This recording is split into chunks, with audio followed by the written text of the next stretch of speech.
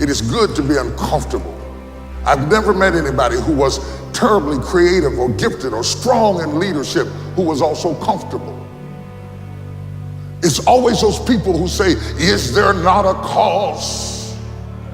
Those exceptional people who are uncomfortable with the times and rise to the challenge because they refuse to allow the chaos around them to determine the conqueror within them. People who resist the toe to go down and stand fiercely in spite of opposition and say, I'm going to do it anyway. Tear down this wall, move this mountain. It is not what your country can do for you, it is what you can do for your country. I have a dream. All of these statements are born out of bad times, not good times, not air conditioning Kool-Aid coming out of the water fountain. It is the chaos of the time that creates the conqueror in the man. So when God gets ready to reveal to you what you have in you, he will often place you in the midst of chaos to push you. Is your God, or have you adopted the God of the people you're around? And committed yourself to a cause that really isn't your own just so that you can fit in.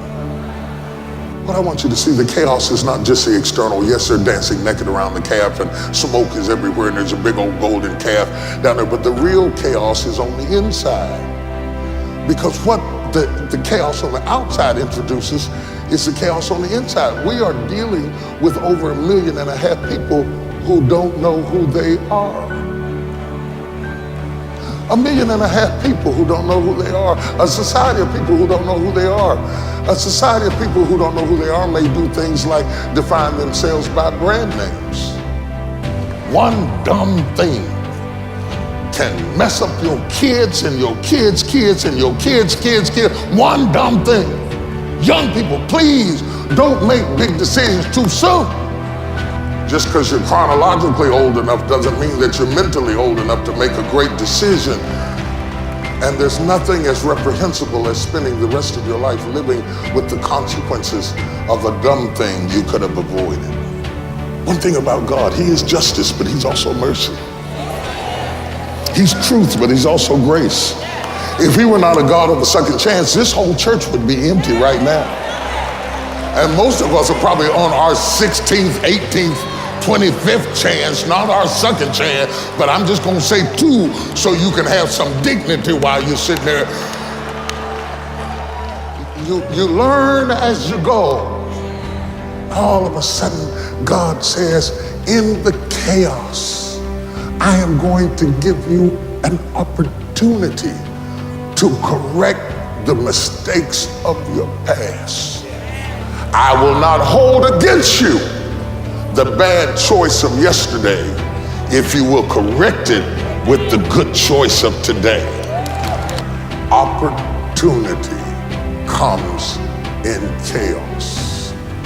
A chance to stand up, a chance to get it right, a chance to make a U-turn. I came to tell somebody you got just enough strength left.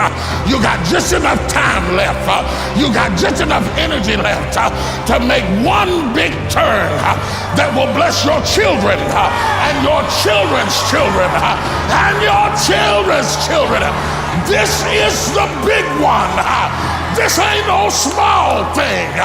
This is a mighty thing. I don't know who I'm preaching to, but whoever it is, God is setting you up to completely turn your life.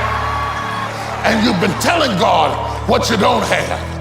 I don't have this, and I don't have that, and I don't have enough friends, and I don't have the right degree, and I don't have a husband, and I don't have, but the devil's got you counting what you don't have when you ought to be looking at what you do have. What you do have is an opportunity. Slap your neighbor and say, I got an opportunity. Give God a praise for the opportunity